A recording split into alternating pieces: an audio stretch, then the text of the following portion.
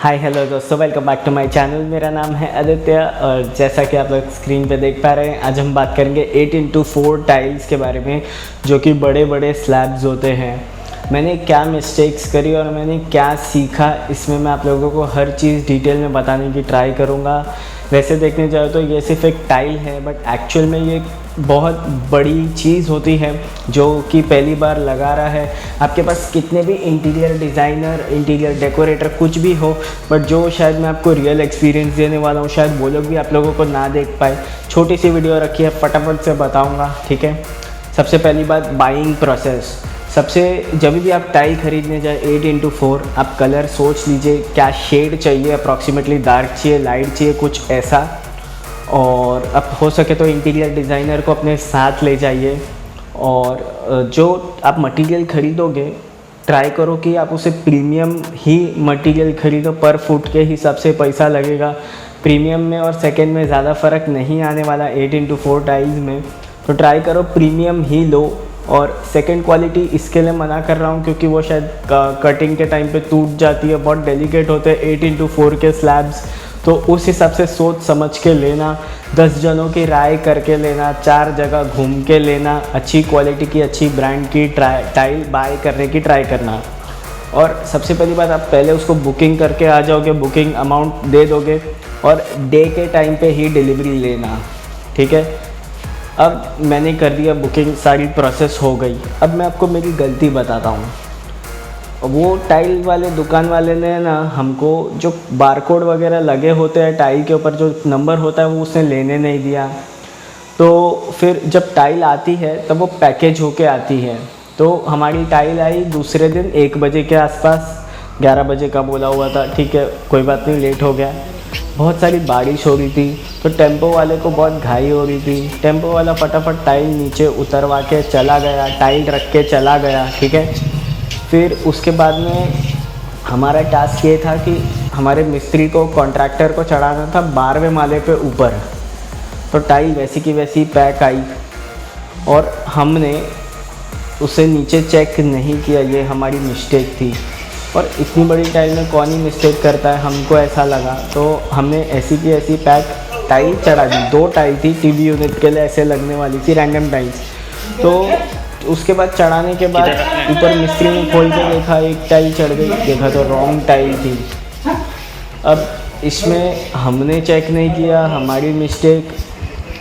दुकान वाले ने डिलीवरी रॉन्ग दे दी, हमारी मिस्टेक। किसकी मिस्टेक गिनो, लेकिन मिस्टेक हुई है।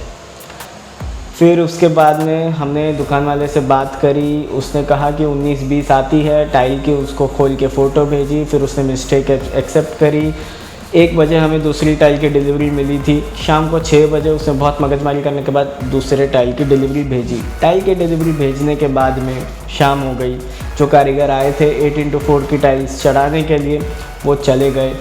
दूसरा टास्क ये था कि फिर हम पूरी रात टाइल को छोड़ कैसे दें नीचे, क्योंकि कहीं भी रखेंगे, स्कूटर वूटर या पत्थर वत्थर कुछ भी लग गया तो टाइल टूटने का खतरा बना रहता है पूरा टाइम ही। तो हमने क्या किया, हमने पार्किंग लॉट में ही टाइल तो रख दिया, लेकिन उसके नीचे बोरे बिछा दिए ताकि कोई स्कूटर वूटर नहीं लगे। और हमने कॉन्ट्रैक्टर से रिक्वेस्ट की कि सुबह जल्दी आके टाइल ऊपर ले जाए और ऊपर ले जाए और लगाने का प्रोसेस चालू कर दें।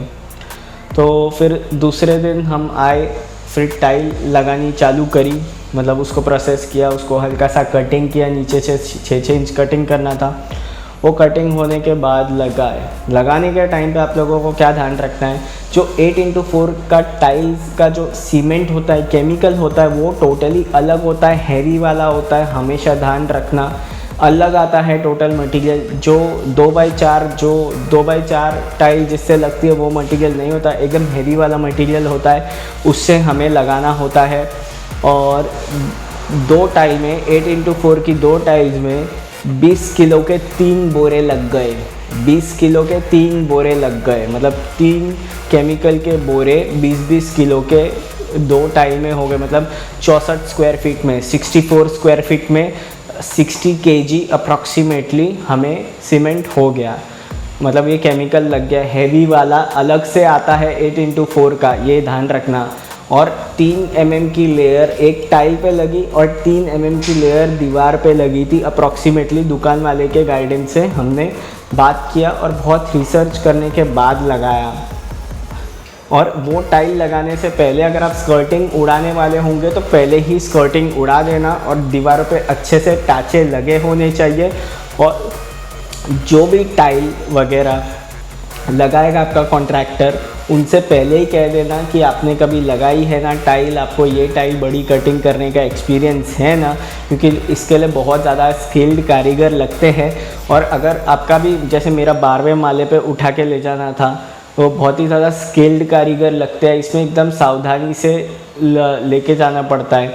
और जैसा कि मैंने आप लोगों को बताया कि हमने नीचे चेक नहीं किया था, फिर जब दूसरी टाइल की डिलीवरी मिली थी हमने उसे चेक किया और पूरा खोला, और वापस से मैंने सेलो टेप ला के रखी थी और फिर मैंने सेलो टेप मार दी। उसके बाद चढ़ी है आराम से टाइल।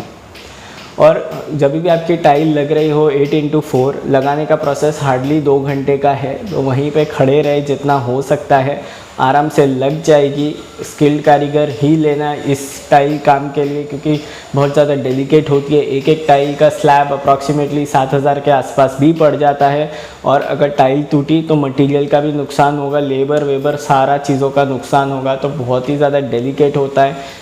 तो इस हिसाब से मैं कॉमन लोगों के साथ 8x4 की मेरी टाइल की कहानी शेयर करना चाहता था, जो कि मुझे लगता है बहुत ही ज़्यादा इम्पॉर्टेंट है।